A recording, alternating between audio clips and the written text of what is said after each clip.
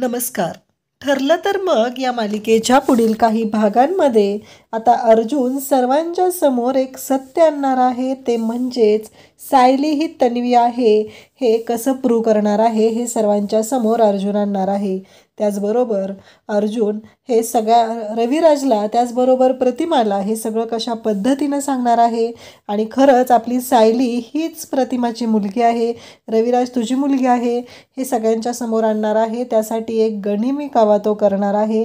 त्या गनिमी काव्यामुळं अर्जुन सगळ्यांना म्हणजे पर्सनली रविराजला आणि प्रतिमाला हे सत्य सांगणार आहे. हे सगळं कसं होतं आणि रविराज कसे म्हणतात की प्रतिमा तुझं प्रेम जिंकलेलं आहे, मी बापासून मी ओळखू शकलो नाही, हे कसं प्रूव्ह होतं हे सगळं आपल्याला या व्हिडिओमध्ये पाहायला मिळणार आहे. तर आता पूर्णाई मात्र म्हणत असते की अजूनपर्यंत प्रतिमा रविराज कसे काय आलेले नाहीत. तर प्रताप आता थांबायला नको आहे, तू एकदा रविराजला फोन कर बरं, नाहीतर जाऊन ये बरं नक्की काय झालेलं आहे. आणि तेवढ्यात सायली तिथे येते आणि म्हणते की पूर्णाजी आम्ही आलेलो आहोत, बाबा कुठेही जायची गरज नाही. आणि मग रविराज आणि सायली दोघंच पुढे आलेले असतात. ते पाहून पूर्णाजी म्हणते की काय तुम्ही दोघंच आहात, माझी प्रतिमा कुठे आहे, काय झाले नक्की, आणि कळवायचं तरी फोन करून, तुम्ही फोन करून कळवलेलं पण नाही, नक्की काय चाललंय तुमचं. त्याचवेळी इकडे सायलीने अर्जुनला त्याचबरोबर चैतन्यालाही घरी बोलवलेलं असतं. ते दोघंही घरी आलेले असतात आणि अर्जुन चैतन्य घरी आलेले आहेत हे पाहून खरं तर खूप भारी वाटत असतं. अर्जुनला खूप छान वाटत असतं. फायनली सगळ्यांच्या समोर एक सत्य आलेलं असतं, ते म्हणजे की इथे सगळ्यांना कळलेलं असतं की आता प्रतिमाचा आवाज आलेला आहे. प्रतिमा म्हणू लागते की हो हो हा माझाच आवाज आहे. आणि मग सगळ्यांच्या समोर प्रतिमा पूर्णाई अशी हाक मारते आणि त्या हाकेमुळं खरं तर इकडे पूर्णाजीला खूप छान वाटतं. पूर्णाजी खूप खुश झालेली असते. ती म्हणत असते काय प्रतिमा तू बोललीस हे. तेव्हा प्रतिमा सांगते की हो मी बोलली आहे हे. आणि तेव्हा मात्र खूपच आनंदाचा असा तो क्षण असतो आणि सगळेजण घरातले खुश झालेले असतात. प्रतिमाने पहिल्यांदा हाक मारलेली आहे पूर्णाईला आणि जवळजवळ 20 वर्षानंतर ही गोष्ट घडत आहे. त्यामुळं खरं तर खूप छान वाटत आहे. एवढं सगळं छान असं वातावरण आहे घरातलं. आणि प्रियाच्या तोंडावर मात्र 12 वाजलेले असतात. प्रियाचं असं म्हणणं असतं की काय करायचं आता, हिचा आवाज परत आलेला आहे, आता काही करून हिचा आवाज मला बंद करावा लागणार आहे, नाहीतर ही सगळ्यांना सांगून टाकेल की मी तन्वी नाही येते, तन्वी कोण आहे तेही सगळ्यांना सांगेल, असं प्रियाचं म्हणणं असतं. प्रियाला असं वाटत असतं आणि प्रिया तेच बोलत असते. त्यानंतर आपल्याला पाहायला मिळतं की इकडे अर्जुनच्या डोक्यात येतं की त्या दिवशी मी फाईल उचलली, पण फाईल उचलताना मला एक गोष्ट दिसली, ती म्हणजे सायलीचा पाय दिसलेला आणि सायलीच्या पायावरती काहीतरी खूण होती तिथं, मी स्वतः माझ्या डोळ्यांनी पाहिलेलं आहे. अर्जुन हे बोलत असतो. तेव्हा मात्र इकडे अर्जुनच्या डोक्यात येतं म्हणजे सायलीच्या पायावर जन्मखून आहे. आणि आज रिक्रिएशनला पण रविराज बरोबर त्याचबरोबर प्रतिमात्याबरोबर सायली गेली होती आणि सायलीला किती आनंद झालेला आहे. तन्वीला जेव्हा हे कळलं तेव्हा तिला या गोष्टीचा आनंद झालेलाच नाही. अर्जुनच्या डोक्यात हे वारं चालूच असतं. म्हणजे जरी प्रतिमात्याचा आवाज परत आलेला आहे, थोडी मेमरी आलेली आहे, तरीही अर्जुनच्या डोक्यातनं हे काही जात नसतं की प्रतिमात्याची पूर्णपणे मेमरी आलेली नाही आणि अजूनही आपण त्या तुळशीपत्राचं हे राहिलेलं आहे. तर खरं तर अर्जुनने तिथून बाहेर पडताना प्रियाच्या पायाला ड्रेसिंग करणंही तेवढंच गरजेचं मानलेलं असतं आणि त्याचबरोबर त्याला जाणून घ्यायचं असतं की खरंच हे नक्की काय आहे.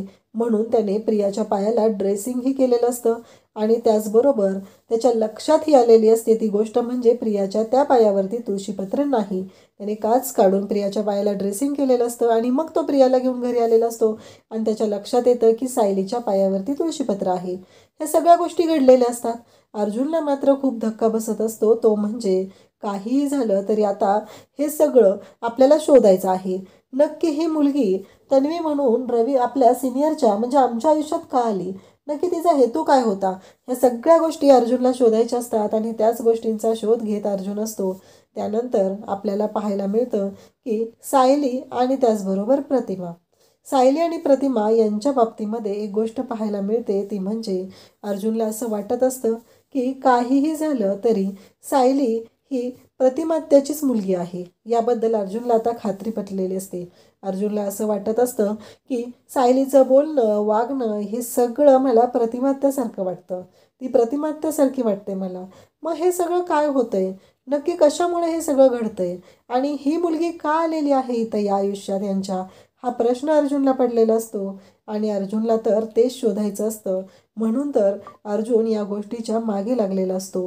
आणि मग अर्जुन सगळ्यांच्या समोर एक गोष्ट तिथं क्लिअर करणार असतो. तो म्हणतो की चला सायली, आपण सगळेजण आता बोलायला बसूया. तुम्हाला पण काही गोष्टी आठवत असतील आणि सगळेजण पूर्णाईच्या रूममध्ये येतात, सगळेजण गप्पा मारत असतात, लहानपणीच्या आठवणींना उजाळा द्यायचं काम सुरू असतं. अर्जुन म्हणत असतो की आता प्रतिमात्या पण बोलायला लागलेली आहे, तर प्रतिमात्याला आपण जर या विषयावरती बोललो तर नक्कीच प्रतिमात्याला कळेल, तिची परत तिला मेमरी परत येण्यासाठी चांगली मदत होईल. त्यामुळं आपण काय करूया माहिती आहे का, आपण सगळेजण या विषयावर बोलायला सुरुवात करूया आणि प्रतिमात्याला आपण बोलतं करूया. तेव्हा सायली म्हणते हो हो चालेल. आणि सायली, तुम्हाला या घरातल्या गोष्टी माहीत नाही आहेत हे मला माहिती आहे, पण तुम्ही पण आमच्या सगळ्यांमध्ये मिक्स होऊ शकता, तुम्ही पण आमच्या सगळ्यांशी बोलू शकता, असं अर्जुन म्हणतो. आणि सायलीला म्हणतो तुम्ही पण चला, आणि सायलीलाही घेऊन येतो. अर्जुनला काही करून प्रियाच्या आणखी कोणत्या गोष्टी आहेत ज्या सर्वांच्या समोर आणायच्या असतात त्यासाठी अर्जुन हे सगळं करत असतो. आणि मग अर्जुन इकडे सायलीला पण घेऊन आलेला आहे. तो सायलीलाही सांगत आहे की चला म्हणून रविराजला बोलवलेला आहे. आणि मग सगळ्या गोष्टींचा तिथे उलगडा होत असतो. अर्जुन म्हणत असतो की तन्वी, तुला माहिती आहे का मी तुला कोणत्या नावाने चिडवायचो लहानपणी. तेव्हा तसं म्हटल्यावर तन्वीला काहीच आठवत नाही. आणि त्याच वेळी अर्जुनच्या समोर सायली येते आणि सायली म्हणते की भित्री भागूबाई. आणि जेव्हा सायली असं म्हणते तेव्हा सगळ्यांना धक्का बसतो. सगळेजण म्हणतात कसं शक्य आहे, हे सायलीला कसं कळलं. आणि सगळेजण सायलीला विचारू लागतात. अर्जुन म्हणतो तुम्हाला कसं माहिती, मी तर हे तन्वीला विचारलं होतं ना. अर्जुन सगळ्यांच्या समोर हे सत्य आणत असतो. आणि त्याचबरोबर तो म्हणतो की ठीक आहे, मला आणखी एक गोष्ट म्हणायची आहे. अगं पूर्णाई, तुला माहिती आहे ना पूर्णाजी, की सायलीच्या म्हणजे तन्वीच्या पायावरती जी तुळशीपत्राची खूण आहे ना, लहानपणी तू बघ म्हणायची तिच्या पायावर तुळशीपत्र आहे, तर आपल्याला ते बघायला पाहिजे ना. मग प्रियाला सगळेजण म्हणू लागतात की तुळशीपत्र दाखव. तेव्हा सायली म्हणते नाही, प्रियाच्या पायावर तुळशीपत्र नाही आहे, तुळशीपत्र माझ्या पायावर आहे आणि लहानपणापासून आहे. आता प्रिया चांगलीच तोंडावर पडलेली असते. आणि रविराज म्हणतो की काय सायली, तू काय सांगतेस. तेव्हा सायली म्हणते की हो काका, माझ्या पायावर तुळशीपत्र आहे. आणि मग रविराज सायलीच्या पायावर तुळशीपत्र पाहतो. रविराज बोलणार असतो तेव्हा अर्जुन त्याला घेऊन बाहेर जातो. तेव्हा प्रियाला मात्र खूप भारी वाटतं. प्रिया म्हणते की बरं झालं, अर्जुनने तर माझी बाजू घेतलेली आहे आणि या किल्लेदारला बाहेर नेलं ते बरं झालेलं आहे, असं तो म्हणतो. आणि त्यानंतर आपल्याला पाहायला मिळतं की इकडे रविराजला अर्जुन सांगू लागतो की मला खूप दिवसापासून संशय आहे तन्वीवरती, मला ना काहीतरी वेगळंच वाटतंय, त्यामुळं तर मी तुला थांबवलेलं आहे. आपल्याला काही करून हे सगळं आता सर्वांच्या समोर आणायचं आहे, पण त्याआधी ती मुलगी आपल्या घरात का आलेली आहे हे शोधायचं आहे. मला वारंवार वाटतंय की तन्वी नसून सायली ही तुमची मुलगी आहे आणि सायली हीच तन्वी आहे असं मला वाटत आहे, असं अर्जुन सांगत असतो. तेव्हा रविराज म्हणतो की काय बोलतोयस तू अर्जुन. तेव्हा अर्जुन म्हणतो की हो, आता आपण DNA टेस्ट करूया आणि मग DNA टेस्ट का केलेली होती आधीची तिथे जाऊन पण बघूया. मग रविराजला तो सांगतो की काही झालं तरी तू घरातलं कोणालाही कळू देऊ नको की तो हॉस्पिटलला जाणार आहे, इथल्या सगळ्या गोष्टी मी मॅनेज करेल, असं अर्जुनने रविराजला सांगितलेलं असतं. आणि रविराज पण एकटाच हॉस्पिटलला जातो. आणि तो हॉस्पिटलला गेल्यानंतर मग रविराजला कळतं की तिथं गोंधळ झालेला आहे, इथं असा काहीतरी प्रॉब्लेम होऊ शकतो आणि ते रिपोर्ट चेंज झालेले आहेत, ते आमच्या चुकीमुळे झालेले आहेत. तिथली कमिटी मॅनेजर वगैरे असतात, जी ट्रस्ट कमिटी असते हॉस्पिटलची, ती त्या गोष्टी मान्य करते. तेव्हा मात्र रविराजला धक्का बसतो. रविराज म्हणतो की मी आणखी काही सॅम्पल देत आहेत, मला पुन्हा टेस्ट करायचे आहे आणि मला लवकरात लवकर रिपोर्ट हवे आहेत, अगदी 4 तासामध्ये. आणि क्विक रिपोर्ट घेऊन रविराजच्या समोर सत्य येतं, ते म्हणजे प्रिया ही तन्वी नाही. रविराजला धक्का बसतो. रविराज अर्जुनला येतो आणि अर्जुनला सांगू लागतो की अर्जुन, असा प्रॉब्लेम झालेला आहे.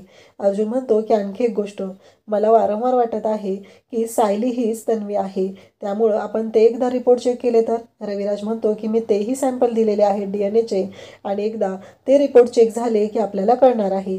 तेव्हा अर्जुन म्हणतो की सिनियर, ही गोष्ट कोणालाही सांगायची नाही काही झालं तरी ही गोष्ट आपल्यामध्येच आपल्याला ठेवायची आहे, कारण ती आपल्या घरात का आलेली आहे, याच्यामागे कोणाचा हेतू आहे, हे सगळं आपल्याला कळलं पाहिजे. त्यासाठी आपल्याला ही गोष्ट गुपित ठेवावी लागणार आहे.